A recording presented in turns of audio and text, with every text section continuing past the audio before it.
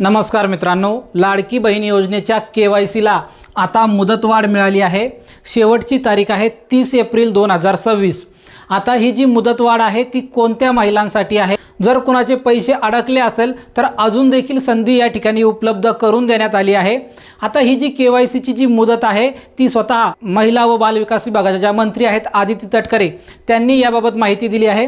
आता काय माहिती दिली आहे ती मी तुम्हाला या ठिकाणी दाखवतो। आपल्या महिला व बाल विकास विभागाच्या ज्या मंत्री आहेत आदिती तटकरे त्यांनी याबाबत माहिती दिली आहे। बघा, मुख्यमंत्री माझी लाडकी बहीण योजनेतील लाभार्थ्यांना KYC सुधारणा करण्यासाठी 31 मार्च पर्यंत मुदत देण्यात आली होती।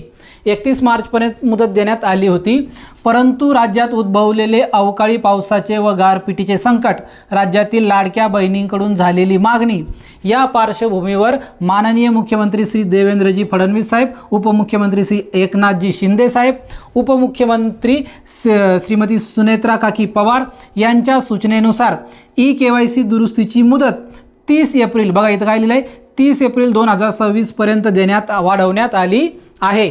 सर्व लाडक्या बहिणींनी अंतिम मुदतीपूर्वी KYC दुरुस्ती पूर्ण करावी ही विनंती।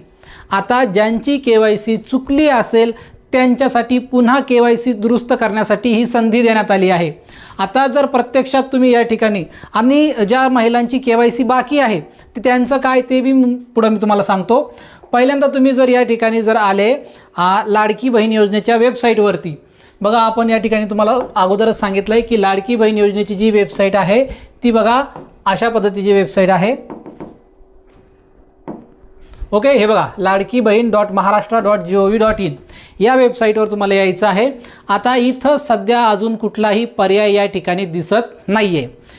KYC दुरुस्त करण्यासाठी या ठिकाणी एक पर्याय देण्यात आला होता, तो पुन्हा उपलब्ध करून देण्यात येईल।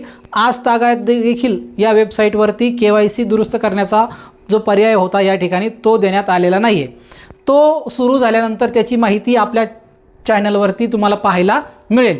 आता विषय उरतो की फक्त KYC दुरुस्त करण्यासाठी संधी देण्यात आली आहे, कारण महिलांकडून जे ऑप्शन निवडण्यात आले होते होय नाहीचे ते चुकल्यामुळे त्यांचे पैसे बंद झाले आणि त्यांचे पैसे जर त्यांना पुन्हा सुरू करायचे असेल तर त्यांना पुन्हा त्यांची KYC दुरुस्त करावी लागणार होती आणि ही दुरुस्तीची मुदत 31 मार्च पर्यंत देण्यात आली होती आणि आता वाढवून पुन्हा 30 एप्रिल पर्यंत देण्यात आलेली आहे।